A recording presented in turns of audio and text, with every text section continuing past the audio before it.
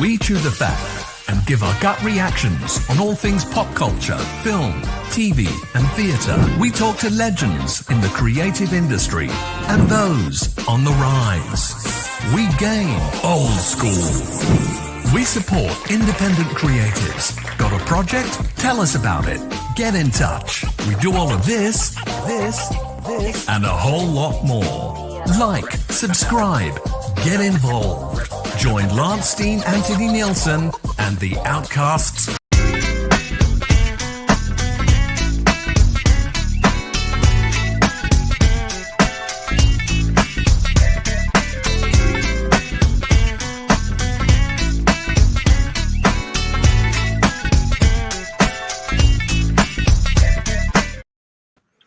How are we doing? Welcome to another gut reaction video. This one is very late. I apologize for that. It's not late because I was late watching the film, or in fact late to the stream. It's late because I had to, it was my Christmas works bash, so to speak, this evening. And of course, as one of the hosts, I had to make sure I was there. Small technical issue. So I got back later from that than I was planning, so my apologies. So this review is going out a little bit later than intended. Now, I did actually see 6888 pretty much as soon as it was available this morning, and I've got a lot I want to say about it. I'm aware of the history of the unit because for anyone who knows me, you will know that I'm a bit of a history buff, and World War II is very much my thing. But before we get into all that, what I want to do is play the trailer, which I may well have to edit out later. So if you're watching this live, you'll get to see it. If you're watching it later on, the trailer may well be cut out for copyright reasons. I don't know why, because it's, at the end of the day, it's all good promotion for the film, isn't it? But well, hey. So we're going to go on to the IMDb page. I'm just going to play the trailer for you guys, and I'm going to talk about the film. And these are always my gut reactions, my first immediate thoughts. That's why I like to always do them within 24 hours of reading a book, seeing a film, seeing a play, going to a music event, whatever that may be. I'll talk to you more about it in a minute. If you've seen the film, I'd love to know what you think of it. I'd love you to put your comments in the chat. Give it a rating out of 10. I always rate everything out of 10 with my reviews. So here we go. Let's take that down before we go into a trailer for something else, which is already starting. Yeah, get ready for 2024. Well, I said the end of 2024. I'm ready for 2025. Okay, so 6888, let's get into it.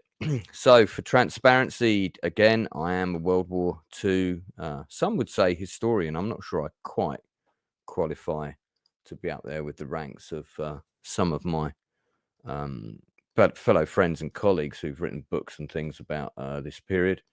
But I certainly have done extensive research, particularly Western Front, 1944 to 1945, Italy, 1943 to a lesser degree, and that is the period in which this film is set.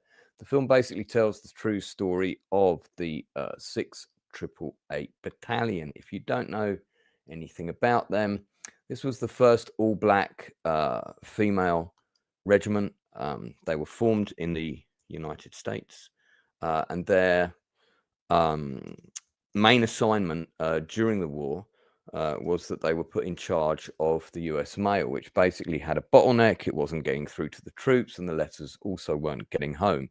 Now, if you think about communication and how important that is in the modern day, let's put phone calls, let's put landline phone calls aside for 1 minute. But imagine if you had no ability or means of texting anyone. You had no ability or means of leaving voice notes. You had no means or ability to make a phone call to your loved one who is in another country, be it at home manning the home front, or in a foreign country manning the actual front of the war. And the only means of communication you have both directions is by a handwritten letter. So let that sink in for a moment. I cannot overemphasize the importance of that and how letters would directly impact the effect of the morale of one side or another. So the 6888 basically became the 688th Central Postal Directory Battalion, an all-black female battalion in World War II. They were based initially in the UK. They formed, of course, in the United States. They trained initially in the United States. They were then posted overseas, as it was known in Great Britain. They didn't get to the UK until February of 1945. So you're really talking the last year of the war here and the last sort of 6 months of the war. But nevertheless, within that time, even though that seems, the war's only a few months away and so on and so on, don't forget, within those months, February, March, April, May, was when the armistice occurred on the Western Front. Thousands upon thousands of soldiers still died. Thousands in that time period. So the 688th, basically, they were given relatively poor accommodations in a derelict school. They worked 24 hours a day, 7 days a week to clear a backlog of 7 million. Let that number sink in for a little bit. 7 million letters, postcards, and so on, both directions, both to the men who were still fighting on the front and coming back. The unit handled mail for over 4 million military personnel and civilians. They cleared backlogs in both the UK, and then they were relocated to France, where they did exactly the same. They predominantly worked out of wooden buildings. Bearing in mind this is February, freezing cold, at the King Edward's School in Edgbaston, which had been requisitioned by the British War Office for use for the British and US armies who were no longer housed there because, of course, now they're overseas. So as a segregated unit, the few male soldiers were in a different building. When the cold weather arrived, the women were in these buildings were unheated, and there was a great deal of sexism from their and racism from their male counterparts, both in the British and American forces. A chaplain who was assigned to them, a male chaplain who was assigned for them, caused problems with the commanding officer, Major Adams, and he was dismissed. That event is covered in the film. So I'm just going to give, because I'm a historian, I'm just going to give you a bit more backlog, a bit more of a breakdown of what they actually did, and then we'll talk about what's covered in the film. So they were predominantly dealing with this big backlog in Birmingham. Once that had been dealt with, they crossed over the Channel to Le Havre and ended up being based in Rouen in France, where there was another massive backlog of letters, either waiting to get to the soldiers or, again, soldiers' letters waiting to come home. And the 688th, they participated in a parade ceremony in Rouen, near the place where Joan of Arc had been burned at the stake. Now, there's a very famous picture of this particular parade, which I'm going to show you guys. And I have to say, I was waiting for this scene in the movie. This is an iconic moment. Don't forget that the black units, if you've seen Days of Glory, which is a fantastic French World War II film about the soldiers who fought in World War II from the African colonies, they didn't receive the same benefits as their Free French counterparts. They were treated very badly by the French government after the war was over. Many of them were stripped of their pensions when the colonies seceded back home, even though they were now based in France and were basically civilians of France. Now, they were forbidden, those units were forbidden from taking part in the Victory Parade in Paris when Paris was liberated, okay? So just think about how big a deal that was. So now you're talking about an all-black female. Don't forget, this is 1945. There's a very, very, very different time. Being allowed to take part in a parade past the Joan of Arc Memorial in France, that's a really, really, really big deal. That's a really big deal. Okay. And I was incredibly surprised that this scene, as depicted in the picture, is not in the film. Now, they do show footage of it, but I wanted it as a scene in the movie. I will come back to that as I get into my review. This is a bit more detailed than my usual gut reaction reviews, mainly because I do like talking about history. So, getting back to the 688th. The other important things to talk about is that the unit, of course, which didn't serve in combat, of course, but they devised their own system by which to sort through the mail. And you've got to remember that a lot of people that wrote these letters or wrote on the envelopes or wrote on postcards, their handwriting was illegible. Some of these letters had been partly destroyed by damp, other by rain. Some of them had blood on them. I mean, it's insane when you think about it. Nevertheless, these women did an incredible job, and they were really kind of almost at the forefront of kind of coming up with an ingenious processing system for clearing huge backlog of post of this type. Okay. By October of 1945, they'd cleared all the backlog of the mail in Rouen, so that was kind of like their second big achievement. And they were then sent to Paris. They marched through the city of Paris. So I just want people to take that in. Keep in mind that the African units from the French African colonies were denied. They were denied the right to take part in either the Victory Parade or to march through Paris. Okay. However, the 6888, the American all-black female unit, keep in mind that this is 1945, guys. There's not a lot of women out there playing soldier in 1945. Sure, there were women in the army doing sort of menial jobs and things like that. But can you imagine French citizens who've been in the war for 5-6 years, all-black female American unit comes marching through Paris? I mean, that must have been an amazing sight. That must have been jaw-dropping for some people, but also great, powerful for the black Parisians, of which there were many in that time period. Although, of course, a lot of them have left Paris because of the persecution by the Nazis of anybody outside of the sort of Anglo-Saxon white race. Many of them were sent to concentration camps and were murdered. But of course, a lot of them fled, and by October of 45, of course, people were coming back. The war had been over for several months. So the battalion was down to 300 personnel by this time, and by sort of February 46, they were back in the United States, and ultimately they were disbanded. There was no public recognition for the job that they'd done. There was no public anything.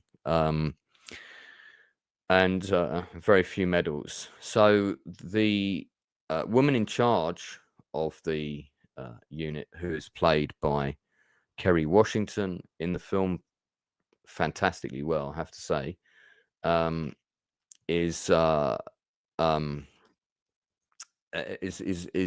first black female soldier in World War II to reach the rank of major. I don't know if there were any African American soldiers prior to that reached the rank of major. That I don't know, but I have a feeling Major Charity Adams was probably the first to reach that rank. So let's get into the film. That's the history, so you guys know. That's what the unit did. They came to the UK. They cleared 7 million letters, parcels, and so forth in the UK. Huge backlog. Processed that. Travelled to Rouen in France, where they cleared another massive backlog. They were then quartered in Paris for a duration before they then came home, and ultimately they were disbanded. All right. So this is a Netflix production produced by Tyler Perry's company. Got a lot of respect for Tyler Perry. He's done an awful lot for not only his own community, but also as an independent film studio, and created the the set for the White House, and done fantastic things in Atlanta. This is a man whose ability, tenacity, and passion for filmmaking, creating product, supporting his own community, and things I greatly admire. I greatly respect him as a fellow creative. Certainly achieved more than I ever will in my lifetime. So hats off to the man. The cast. So he wrote and directed the film. Okay. So he's wearing both hats. Nothing wrong with that. The cast, it's an ensemble cast. The two leads predominantly are really, well, I suppose it's three leads really. Kerry Washington, Milauna Jackson, and Ebony Obsidian. Kerry Washington plays Major Charity Adams. Milauna Jackson, Captain Campbell, her kind of right hand, as it were, sort of almost a sergeant major kind of role. And Ebony Obsidian plays Lena Derricott King. These are all based on real people. Who is a private in 688, who's quite young, whose boyfriend goes off to war at the very beginning. We may get into some spoilers here, so just to warn people. So I'll probably get into spoilers from here on out. So if you haven't seen it yet and you want to see it, and you want to avoid spoilers, then by all means jump off the stream now. Good, by the way, just to respond to the people that are in the chat. Great to see Proctophile. Keith, thank you so much. Apparently, yeah, I've got a new review for my book online already, so I need to check that after this. Admiral T, good to see you, buddy. And yeah, so the war was over for a few weeks in October 45. They may well have been getting ready to redeploy to Japan. I don't know what the mail situation was on the Pacific front. That I don't know. But yeah, let's get into the movie. So let's talk about cast. And let me just get. I always like to give crew shout out as well. So let me get into the IMDb page for this. Right, guys, 2 seconds. I'm going to be right back.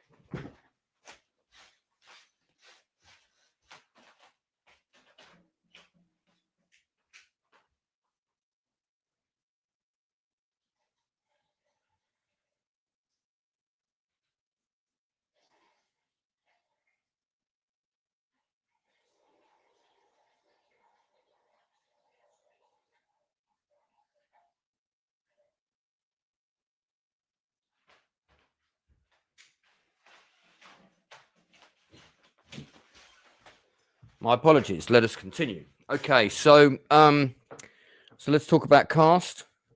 And I'm just going to do a breakdown generally of things, and then I'll sort of get into my categories and my initial thoughts and overview. So as I was saying, Kerry Washington, Ebony Obsidian, Milauna Jackson are really the three leads. We also have Dean Norris as General Holt, who's the sort of white, rather stubborn general who's in charge of the 6888 and their mission. We have a nice cameo from Sam Waterston and Susan Sarandon as Franklin and Eleanor Roosevelt, respectively. Oprah Winfrey does a cameo as Mary McLeod Bethune, I think you pronounce the word, who was one of the first African-American women to really sort of achieve. She was the first woman who was seen by a president in the White House. She went on to achieve many things for her community, quite a remarkable woman. Then playing various kind of supporting roles, mostly privates.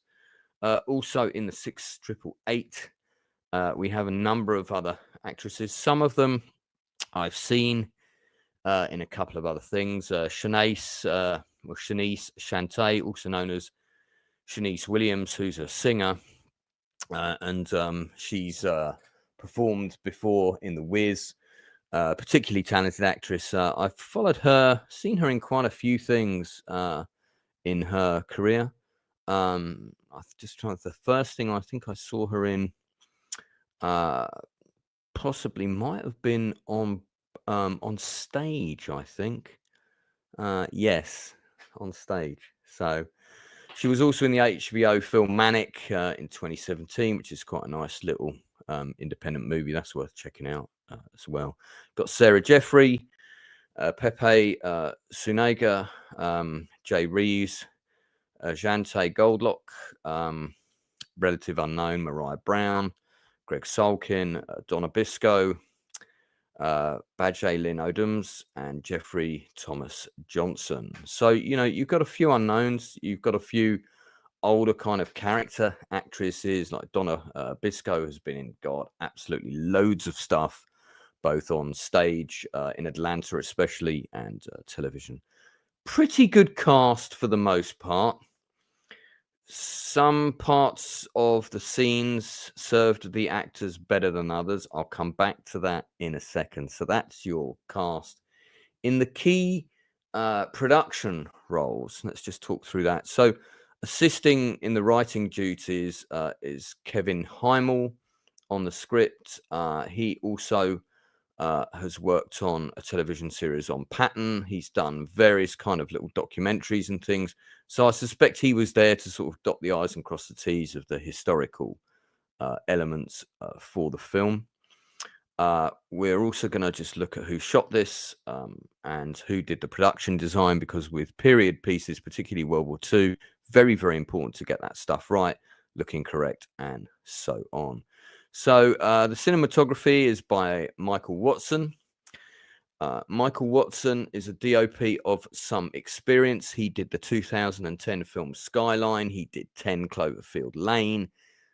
He has worked in production for a long time, either in the camera department. 13 credits now as a DOP, which obviously includes this particular movie.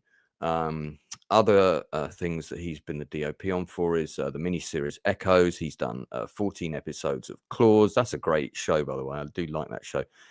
Dexter New Blood, Black Lightning.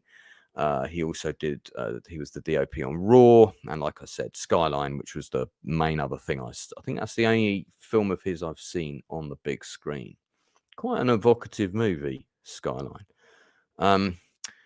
So art direction and production design. So the production design is Sharon Bousset. Sharon Bousset has also worked on, damn, man, she's one of her first roles was on The Great Outdoors. I saw that in 1988 on my first trip to the States. She has been around a long time. Production designer on a number of other Tyler Perry productions, including, of course, The Oval, which is his drama show, which is set in the Oval Office. She's also worked on Claws, a few other things. So a long-term collaborator of Tyler Perry's, and indeed just a long-term crew veteran who's been in the industry for a good while. Art direction, we've got the supervising art director is Maxwell Fasten, and then you've got a second supervising art director, Sam Stokes. Sam Stokes, I think I feel like I've met Sam Stokes. He's worked on things as art director like Guy Ritchie's Revolver. He did the 2019 film War, which is a pretty good film. He worked in the art department of A Knight's Tale all the way back in 2001. Supervising art director of War of the Worlds, the 2019 television show. Deep State, which was another great drama. Supervising art director, Rillington Place. So, I mean, you're talking about a guy of some considerable experience in a key role. And I mean, if you're doing a historical drama, that is a key role. Great to see Tomby. He was at the YouTubers Meetup in London, which was the Tomby Lance YouTubers Meetup. And it literally was Tomby and Lance and a few other people. And we did have some of my ravers buddies popped in, which was great fun. Costume design is by Karen Wagner. Again, this is a crucial element to get correct. She has worked on things all the way back to The Green Mile in 1999. So this is another extremely experienced costumes designer. She did 9 episodes of Preacher. More recently, A Jazzman's Blues, Alice, The Protege, American Underdog, and the excellent, if you haven't seen it, the excellent 2018 television series Waco, a series which I gave 10 out of 10. I highly recommend it. Fantastic show on the very controversial Waco compound siege. So you've got some pretty good people on board here in some key positions. So let me address what I thought of the film. So I'm going to start with the positives, and there are many. The positives are as follows. The majority of the cast are extremely good, and I'm going to shout out a couple of people in particular, and some of whom I think you should look out for, and I expect to see big things, possibly Oscars and BAFTAs down the road. So let's just get the cast list up for 6888. So, as I said, the three sort of real significant roles are really Kerry Washington, Ebony Obsidian, and Milauna Jackson. Kerry Washington needs no introduction. She has a number of big shouty speeches in the film. She's very good at doing those. She does have some tender moments. I particularly like the interaction between Kerry Washington and Milauna Jackson. They have a fantastic chemistry in the film together, almost like they could be playing sisters in real life. Their scenes had an effortless naturalism to them that made me instantly believe these two people have been friends. They've been through stuff together. They've served each other. And perhaps that helped underscore one of the vacant boxes in the film for me, which was that I felt I didn't know enough about them. Who were they before they joined the army? What was their story? The narratives that we get for that are from four of the other cast members who are all privates in the army, and they are played by Pepe Senega, Sarah Jeffrey, Shanice Shantae, and Kylie Jefferson, and of course Ebony Obsidian, who plays Lena Derricott King. That's okay because we can't have the backstories of everybody, and it was nice that we had the scenes between Adams and Captain Campbell because they were great. They were really well acted scenes, extremely effortless, just very organic. Really loved that. The setup for Lena Derricott King is that she's in an interracial relationship at the beginning, and we're introduced to her boyfriend. Their relationship's kind of a secret. The boyfriend goes off to war and gets killed. So, spoiler alert, I did say spoilers were coming. And she's kind of devastated. And she never really found out what happened to him either. She just knows that he died through secondhand information. She never got a letter from him. So there's a whole predisposition that the letter for him might be in the bundle of 7 million letters that this unit has to sort through. I haven't seen Ebony Obsidian in loads of things before. Maybe I have. Let me just double check before I say that. I was very impressed with her. I thought she was very good. I have seen her. Wu-Tang, An American Saga, which I love, by the way. Have seen her. Yes, of course. She's very good in that. I haven't seen Sisters. I have seen Hunters. Yes, she's good in that too. Yeah, and I've seen If Beale Street Could Talk. She's got a good role in that. Yeah, by the way, Wu-Tang, An American Saga is a great drama if you have even a vague interest in that band, in that music, you would like that show. Yeah, so she's great, really good in this. Milauna Jackson is without a doubt one of the best actresses of her generation. She is absolutely first class, elevates every single scene she's in. She doesn't even need to have dialogue, and she's completely in the role in every shot she's in. Absolutely first class actress, standout performer of the film for me. I wish she had had more scenes, and I would have liked to know a bit about her background, but as I said, you can't have everybody. Got a few sort of relative newcomers. Jante Godlock plays a much smaller role in the show. I thought she was good because she doesn't have a lot to do, but she was really good at making herself stand out. It looks like from this trailer she was cast in a Simone Biles TV biopic movie. Okay, I can see that, actually. Can really see that in the I can see that in the face. Good choice to play Simone Biles. I think they probably needed to make that movie now, because I think her story probably wasn't complete. Yeah, so she's decent. Better than decent, actually. Very good. Moira Brown, also good in the film. This is her in her scene. A bit of a tragic scene. I don't want to give too much away on that one. That moment in the film actually did grab me by the throat. Now, as I said, we've got some powerhouse old school actors here. We've got Oprah Winfrey, we've got Susan Sarandon, we've got Sam Waterston. Sam Waterston, by the way, is one of my favorite actors of all time. He's absolutely fantastic in anything he's in. Always nails his parts. So, the acting on the whole, really good. There's no one that I would call out for criticism and say, what are they doing? It's pretty rare that I'll do that, to be honest, but there isn't anybody I would say, oh, they were terrible. However, I will say, let's get on to the script, okay? The script is divided into what I would call 3 types of scenes. There are scenes about the unit, the things the unit has to overcome, the way the unit is run, the problems that the unit face, and the various kind of military dialogue and narrative within those scenes, which is mainly between the commanding officer and her soldiers, her subordinates, and so forth. And those scenes are all very well done, and the dialogue is very believable.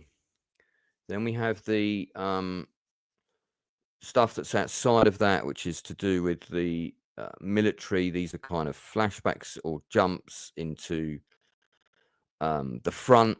It's really a whole second unit just filming a load of war stuff. That stuff is okay. The action and the way that people were getting blown through the air and stuff looked more like a Jason Bourne movie at times. When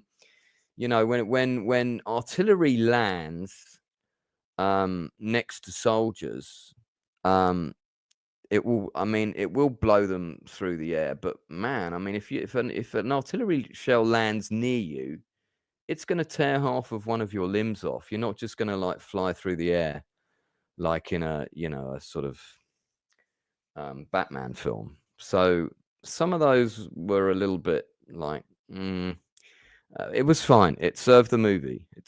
This is not an action film. This is not a film about action scenes in World War II. This is not Bridge Too Far. This is not Kelly's Heroes. So those scenes are still important to get right, but less crucial for the narrative. They were okay. They were adequate. Then we have the personal scenes that take place outside of the military narrative. So I'm talking about the scenes with people at home with their parents. The scenes with, I'm not talking about the scenes where we see mail being delivered to people. That stuff's all fine. Scenes with people sort of outside of the story of the 6888, which might be flashback scenes to moments with loved ones, stuff like that. Those scenes are not what I would have hoped for. The dialogue in those scenes is very, very on the nose. And I found that those scenes, particularly the flashbacks to Ebony Obsidian's relationship with her former boyfriend who has now passed away, where he's it's almost like his ghost is encouraging her forward. I found that cheesy, and it really took me out of the film. Straight away, we were kind of in another movie. It was very Hallmark. And I know that this is very much aimed at a certain market. It's family friendly and so on. I just didn't think the film needed that stuff. The story here is the 688 and what they achieved. And yes, it's good to have some emotional bedrock and some personal emotional journeys and sort of embedded within that narrative. But did we need cheesy flashbacks with kind of ghosts of former boyfriends appearing in mirrors saying, go on, you can do it, this kind of thing? No, I don't think we did. And that, for me, those scenes made me wince. I just, they were like, oh, really? And then there were 2 or 3 of them, and every time I was like, oh, I'm out the movie now. So there were parts of the script which I did not think served the actors as well as they could have. I also think that the film missed some major opportunities. It felt like, because at the end of the day, if you're not releasing a movie in the cinema, okay, don't feel that you're confined to 90 minutes or even 120 minutes. You're confined to the amount of time required to tell the story. Because guess what, Netflix? We can put a film on pause and go and make a cup of tea or go to the bathroom whenever we like. And there are 3 acts to this movie. There is the unit is formed. We're not going to put you into combat. You're being given mundane missions.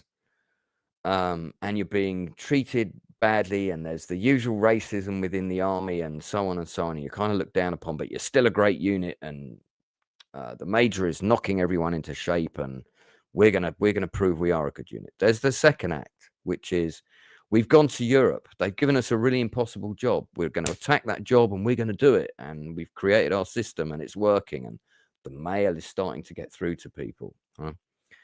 And then there's the third act, which is that they go to France and they have to deal with more backlog. And there's a marked difference between how they're treated in Europe and how they're treated by people back home in the States. We don't really get to see the third act. We kind of get to the end of the second act of the story. And then the film just kind of ends with a lot of footage of, the unit doing their thing and some very powerful vignettes from actual ladies who are, certainly at the time of filming, were still alive, to state some moral testimonies on camera. Extremely powerful stuff. Loved that. I would have liked that to bookend the film in a sort of Saving Private Ryan way. I would have liked one of those at the beginning where hold on the woman's face, bring the camera in slowly, just let her talk. Let's hear an emotional story about what this journey meant to her. Kind of would have liked that at the beginning.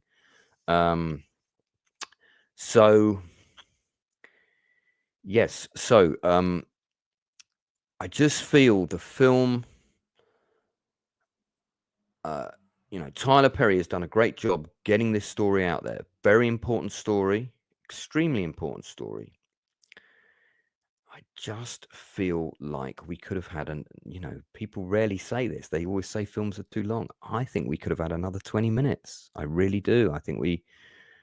I would have loved to have seen the unit march through France. I would have loved to have seen them. The film should have ended when they arrived in Paris.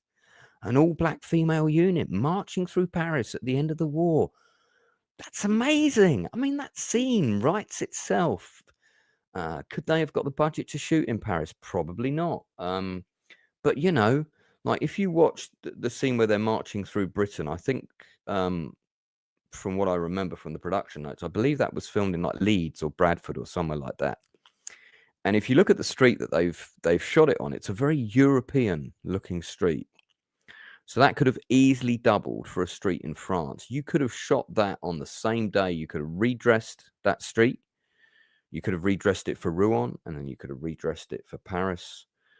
I really think the film should have ended with these characters arriving in Paris. Paris was an exciting place after the end of World War II. It's always been an exciting, vibrant city. I'm not saying we needed a mini-series here, but I just think the film sold itself a little bit short at the end. The ending felt very rushed to me. I just got to know all these characters, and then suddenly the movie was over, I think there was a little bit more to say at the end of that, and I kind of would have liked some of the character narrative arcs concluded. You've got one character who is a bit of an antagonist in the group. She's loud, she's rude, she's from the country, she's got no airs and graces. Fantastic performance by the actress, by the way. But that's kind of all she is in the movie, you know. And she's a bit of a, she's got her eye on some guy, and you know, I kind of would have liked to have seen a little one-to-one time with her and her male interest.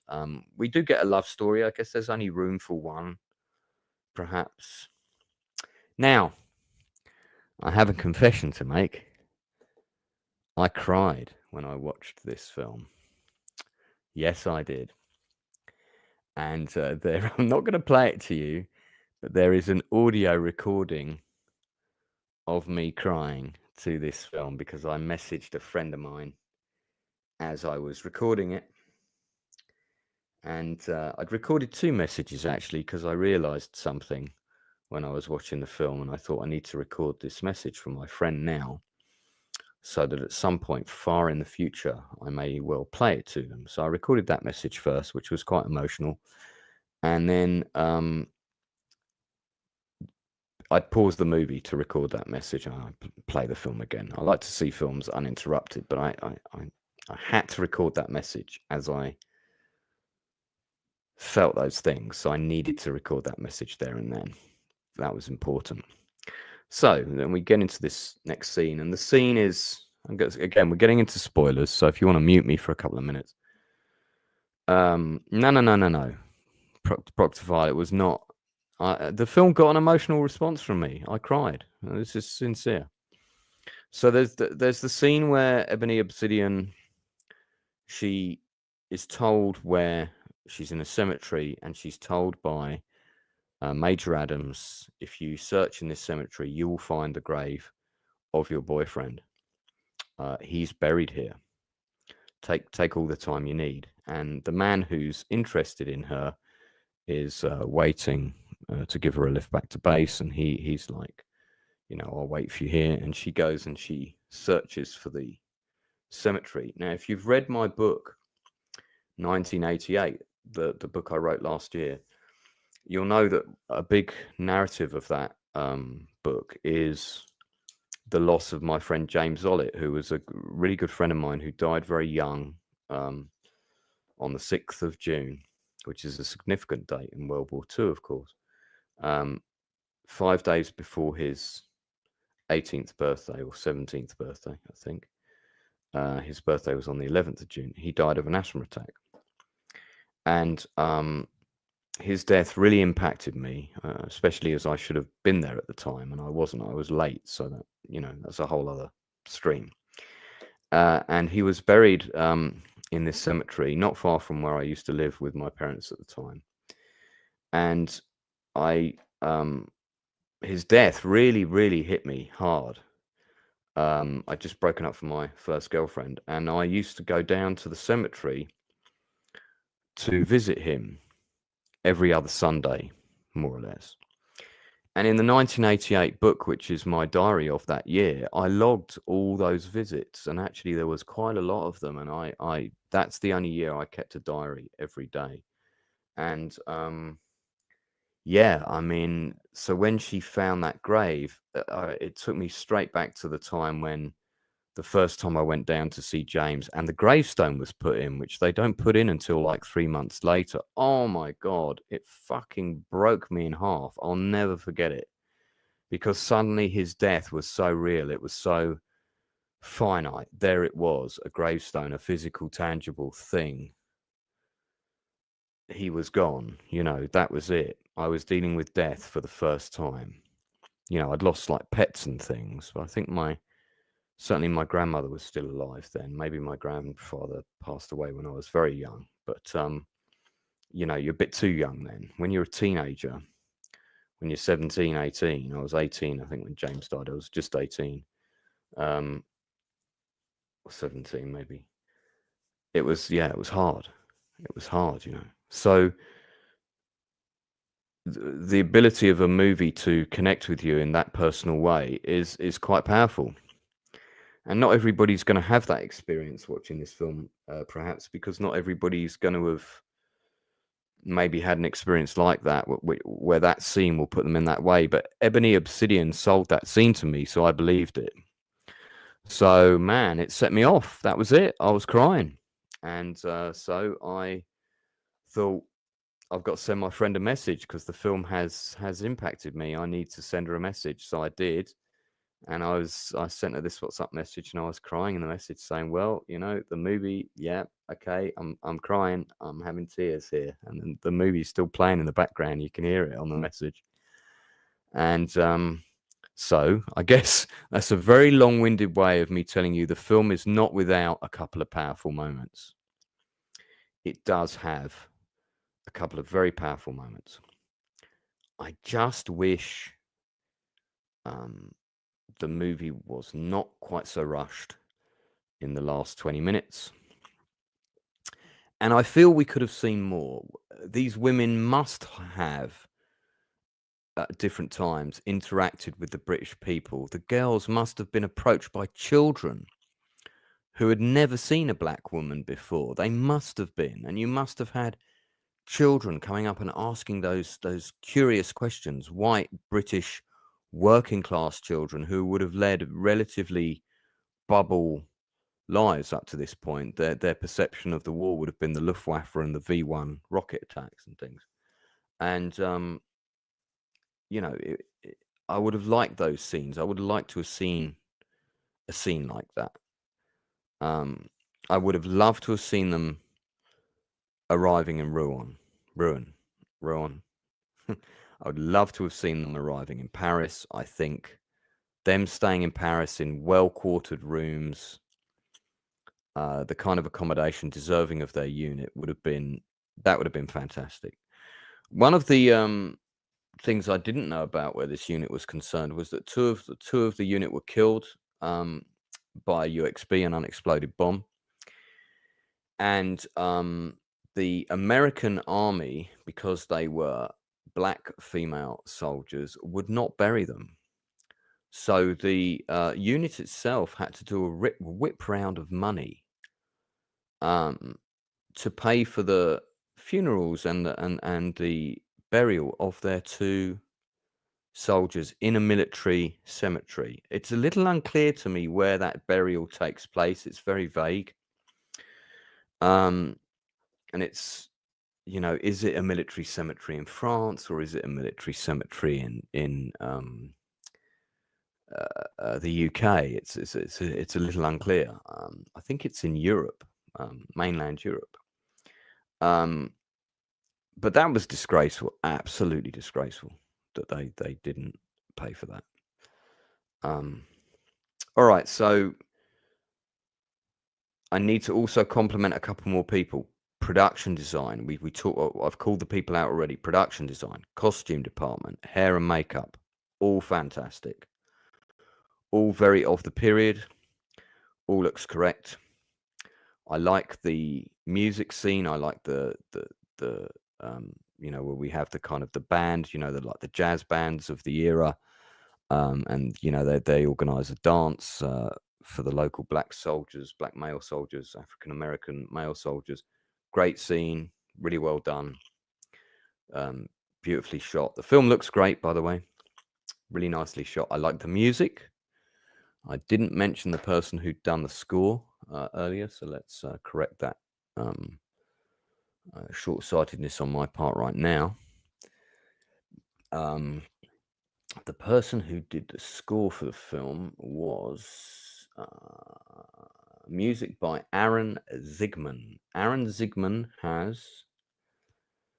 he's an award-winning film composer. He has done Bridge to Brythia. I love that film. John Q, The Proposal, The Company Men, Sex and the City and Sex and the City 2. Mate, we won't hold that against you, especially the second movie.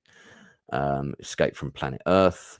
He's also worked with a number of artists, including Quincy Jones, Christina Aguilera, Phil Collins, John Legend, Dionne Warwick, Ray Charles, Aretha Franklin, Tina Turner, and Seal. God, what a lineup. Yeah, so I mean, pretty decent composer. Yeah, I liked the music for the film. The timing of the music and stuff in the film is a little. My biggest criticism of the movie. I've got two criticisms of the movie. My biggest criticism of the movie is it ends too soon, and I felt the women of the story. Great, the film has brought this to the public consciousness. It's great they're getting the recognition they deserve. It's great this story has been told by such a wonderful cast with a wonderful team. Just felt that the film running time and the concertinaed ending served these women of this incredible unit a little bit short. I feel we could have seen more of them. Their achievements in France are not small achievements. These are not byline moments, which is basically, it's titles we get told this stuff took place. I would like to have seen it. And the second thing, my second criticism of the movie, is that the script in places, particularly in the personal family scenes, is very on the nose. There's some early scenes with paternal characters, mothers and aunts and so forth, and their lines are very, very overstated. They are very, we're talking about this now. It's a bit like that. As soon as we get into the scenes with the soldiers, the privates, the captain and the major doing their stuff, natural, beautiful acting, fantastic dialogue. So the film is kind of a movie of two halves. Now, fortunately, the big half, the 60%, 70% of the film is the good stuff. So it's not a film without flaws. I did enjoy the movie. I particularly enjoyed it because of the solid performances of the lead cast, particularly Miss Washington, Miss Obsidian, and especially Milauna Jackson. I really like the unknown cast, some amazing talent there. The younger cast especially, I can foresee big things for a number of people there. And the cameos from the well-known actors were fine. But this is really Milauna Jackson and Kerry Washington's movie, and their scenes, I'm an acting coach when I'm not doing this, by the way. For any actors watching, feel free to book me. Their scenes are a joy to behold. The acting is very natural. It's beautiful. I said it from the get-go. I love watching their scenes together. I could have watched a movie about the two of them for 90 minutes quite happily. So, yeah, it's good, but it could have been great. But a very worthy historical contribution to the narrative. Like I said, I've got a lot of respect for Tyler Perry. It's great that he found this subject and took it on. I mean, frankly, I'm amazed that this movie hadn't been made sooner. And I have watched these. I have watched the interviews with some of the ladies upon whom this film is based. I have watched them. They are amazing. And you're right. I felt the movie sold them a little bit short. I think we could have seen more of their achievements. I'm repeating myself again, particularly the arrival in Paris. That's a huge thing in World War II. Huge black female unit marching through Paris. Remember what Paris had endured in World War II. Couple that with the fact that their own Free French African colony black units were forbidden to march through Paris. Let that sink in for a minute. But the black female American unit they got to do it. That's massive, man. That's a massive historical thing. And I don't think that should have been a byline. In fact, I don't think them marching through Paris is even mentioned. They mention Rouen, but I'm not sure they mention Paris. So ultimately, this is a film worthy of your time. You should watch it, particularly if you have any interest in history or this period. It underserves the historical narrative a little bit. I think some people will come away disappointed. I think those with a sort of vague interest in the topic will be quite happy. But overall, I was quite happy that I watched it, and there was a lot about the film that I enjoyed. So there you go. That's my review of 688. What would I score it out of 10? I mean, that's hard, because if I was scoring it on acting, production design, art direction, music, and cinematography, this film for me on those things alone would be an 8.5 to a 9 out of 10, because all of those areas are fantastic. But the most important part of any movie is the script. And I have to knock that rating down a little bit for the scenes that were a bit too on the nose for me. And I felt we got the first 2/3 of an amazing story, and it felt like at least half of the third act was missing. So for me, it's a 6.5 to 7 out of 10. I probably need to watch it again to solidify that rating. And some people think that rating is low, by the way. Generally, like, anything 6 or above for me is normally worthy of your time. It's just a question of you deciding whether you think it's for you. I did enjoy this. I am going to watch it again. I'll probably watch it again this evening. And the hats off to the people that I mentioned, because they are entirely worthy of the praise that I have. Who am I to give them this praise? But the people that I signaled out earlier are certainly worthy of it.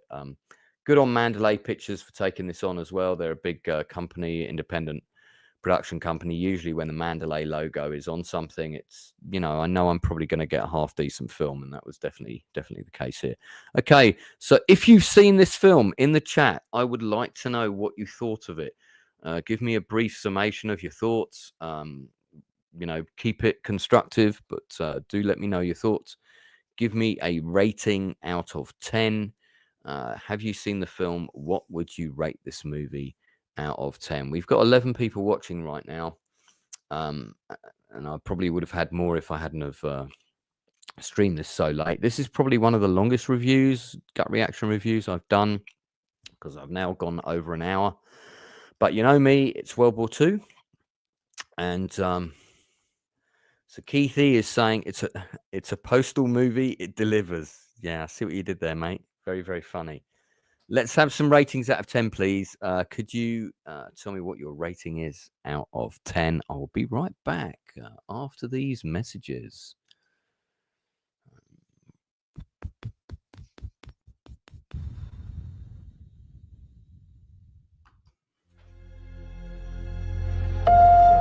So let me ask you guys an honest question. Are you serious campers? Or are you just up here getting away from the missus and the kids? For me, it's a getaway. You married? Hey, baby. Not anymore. Just letting you know I'm on my way home now. She was murdered.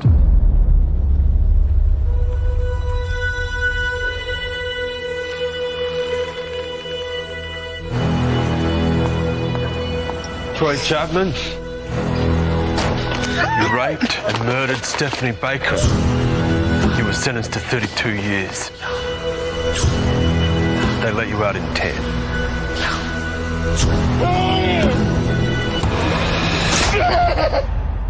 I'm her husband. I'm a brother.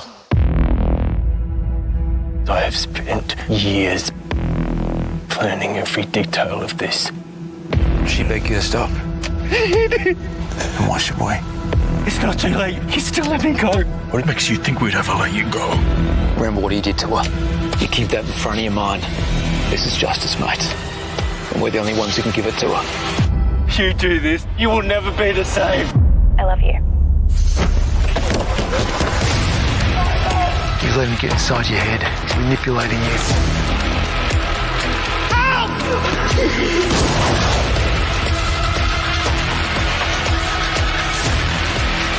We go through with this. I won't be able to live with it. We have gone so far past the point of no return.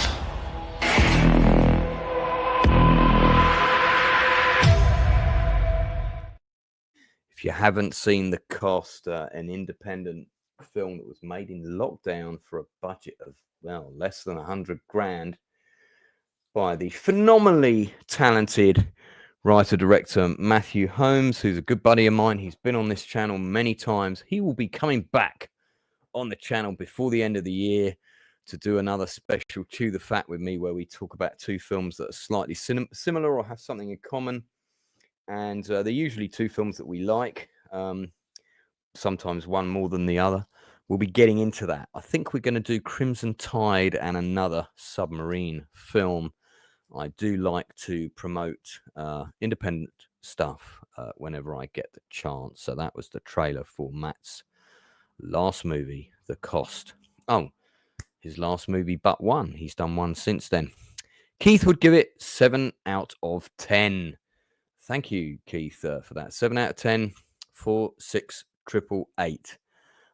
Okay, well, look, that's it for the 6888 review. I hope you found this review interesting. I try to cover everything, and I, in particular, because I work in the industry, I do like to look at the other areas of a movie. If it's a historical movie, I will definitely get into art direction, production design, and hair and makeup, that kind of thing. And I'm always interested in looking at those other areas. So, yeah, guys, that's it from me for tonight. I'm going to have to retire now, watch some telly, may well even put the movie on again. And hopefully it won't make me blub to quite the same degree. We are back on the 30th, which is scheduled at 8 p.m. UK time, 3 p.m. East Coast, 1 p.m. West Coast for my end of the year show. Going to try and get a couple of my guests that have been on the show this year to pop on for a bit of a surprise, see if they could just come on and say hi for a few minutes. It's also possible I might be doing a stream with some of the cast from 6888 at some point. I've had one of the cast on my channel before, and it's possible I may well do something about that. Certainly be very interesting if we can make that happen. So look, thanks very much. If you're new to the channel, don't forget to like and subscribe and spread the word. Don't forget also, if you are a fellow creative, you may be an actor, you may be a writer, you may be a novelist, you may be an aspiring board games designer, you may have written your first music tune. If it's something you're passionate about, I can see that you're passionate about it. You've got something you can show me, that I can see. I'll get you on the channel for an interview in 2025. We've done 92 interviews to date, from very big guests to people just starting out. The channel is here to support you. Don't forget to spread that word, spread that message to people. All right. Remember what I often say on the end of my streams. Don't forget to call the people that you really care about. Sort of this voice note nonsense. Actually give them a ring. Tell them that you care about them. And I will speak to you all again real soon. He's creative, we're creative. How about you? Share your passion, join the crew. At Outcast Creative, we're breaking through. Hang with Lance and the Outcast crew. Hang with Lance and the Outcast crew. Interviews with fellow artists on the rise, and reviews that might surprise. Films, TV shows from back in the day. You might just find a hidden gem today. He's creative, we're creative. How about you? Share your passion, join the crew. At Outcast Creative, we're breaking through. Hang with Lance